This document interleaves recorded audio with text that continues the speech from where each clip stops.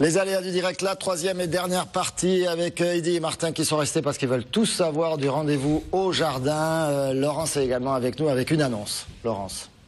Ah oui, le code. Donc, si vous tapez TV Sud... Écoutez bien, vous qui êtes à l'écoute. C'est surtout pour toi. Oui. TV Sud dans le panier de nos cheveux, vous avez moins 10% sur tout le site. Voilà, c'est valable Tapez pendant TV 6 mois. Sud sur noscheveux.com, là en faisant votre panier, craque 10% de Voilà. remise. Alors du coup, Studio 54, si on vient chez vous TV Sud, on a combien, messieurs? 15% si vous 15%, le lundi. qui dit mieux, qui dit mieux, mais pas sur pas sur les couleurs. Hein. Tout le lundi. Surtout, 15%. Lundi au mois de juin. Les lundis du mois de juin. Tous les lundis du mois de juin. Bon, C'est déjà pas mal. Ça limite, mais c'est pas mal. Ah. Ça répartit la fréquentation. De 10h à 11h. On est les seuls ouverts quasiment le lundi. Donc, Ah oui, c'est vrai. Ils sont forts, ils sont forts. Alors, avant de me tourner vers vous, regardez, je vais proposer à nos téléspectateurs d'aller à Sète, pourquoi pas, ce week-end. À Sète, il se passe le premier festival en extérieur de l'année, avec l'ouverture du Théâtre de la Mer. C'est le Calaï Festival consacré aux arts urbains. Sophie Carloudi et Patrick Ballet nous ont ramené quelques images pour vous expliquer. Je vous donne des informations complémentaires tout de suite. Après, c'est parti. À la découverte des graffitis de cet artiste invité pour le Mako, Alex Wan ou Pablito Zago, pour ne citer que, enrichissent le musée à ciel ouvert, une balade artistique et pittoresque dans les rues de Sète. D'année en année, avec des nouvelles fresques, des nouvelles peintures, comme vous pouvez voir derrière moi, Sète devient la capitale du street art du sud de la France, avec son musée à ciel ouvert.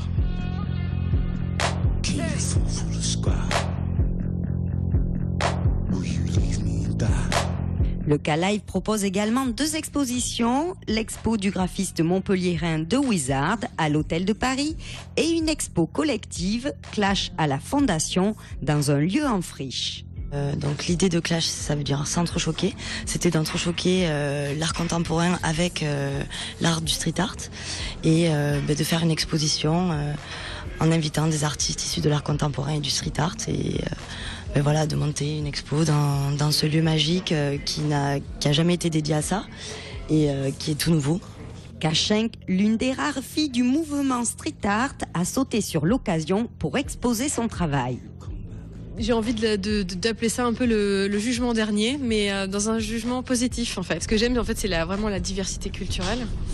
Et en l'occurrence là, c'était une espèce d'allégorie d'une représentation religieuse, mais en cassant les codes encore, avec un truc qui n'existe pas. Une espèce de trinité qui n'existe pas.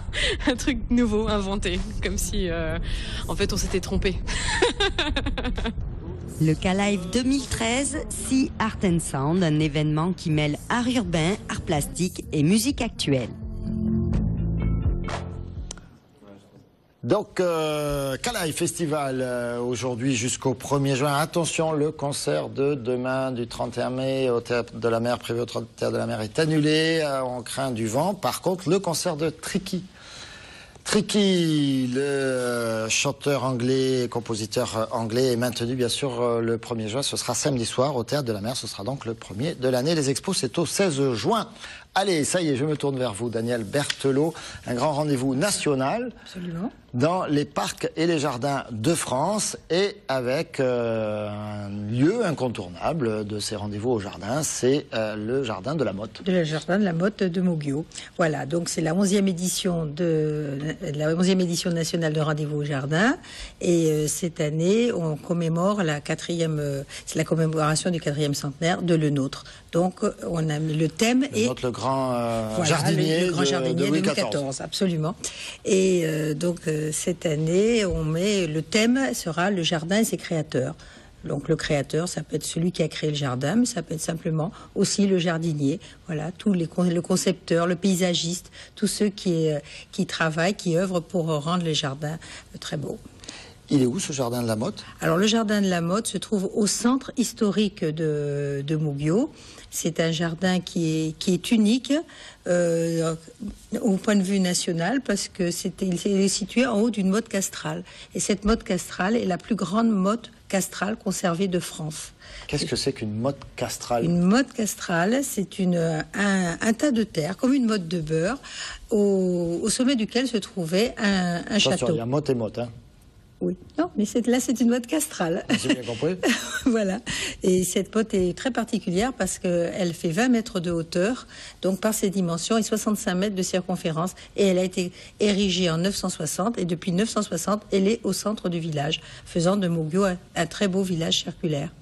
Donc on voit tout Moguio depuis. Absolument. Depuis quand on va là, depuis ce jardin. Quand on va là-haut. Et alors les particularités au niveau des arbres ou des fleurs de ce jardin. Alors c'est un jardin à la française, et donc c'est un petit... très ordonné, très travaillé. Absolument, très rigoureux, ordonné, très géométrique. Géométrique à la française, mais aussi des petits endroits anglais, un petit peu aussi paysage anglais, avec une grotte, parce que ce jardin a été créé en tant que jardin en 1820.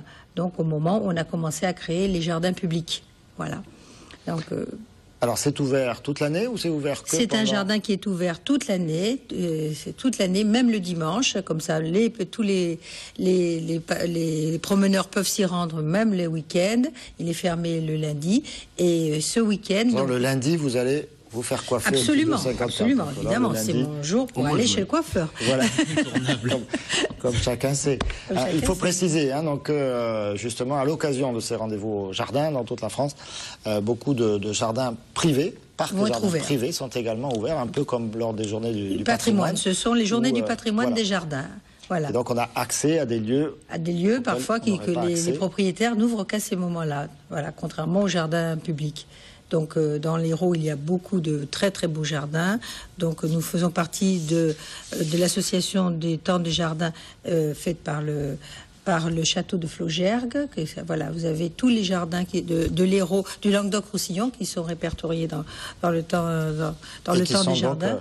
Associés à cette manifestation. Voilà, pour le point de vue régional. Et dimanche. Samedi et dimanche. Voilà, si vous voulez vous reposer un petit peu après la frénésie urbaine, les arts urbains, tout ça, les salons de coiffure, les boîtes de nuit à l'ancienne, n'hésitez pas à aller vous détendre dans un jardin. Cultivez votre jardin. Pourquoi pas celui de la Motte, il faut toujours cultiver son jardin. Merci beaucoup à tous les quatre. On n'a pas perdu notre temps sur TV Sud. Dans un instant, rappel de la météo. Et puis le journal Marlène Mec, c'est à 19h30. Ce soir, c'est football avec Payad Hebdo à 20h45. Et puis n'oubliez pas, surtout le 22 minuit, 2 heures, toute info, l'info nationale, internationale et bien sûr votre info locale. Demain, vous retrouvez Julien Lamoussière à cette même place pour des aléas du direct déchaînés du vendredi. Merci encore à nos invités. Merci à vous tous, public fidèle de TV Sud. Très bonne soirée à tous et pensez à jouer au Kezaki.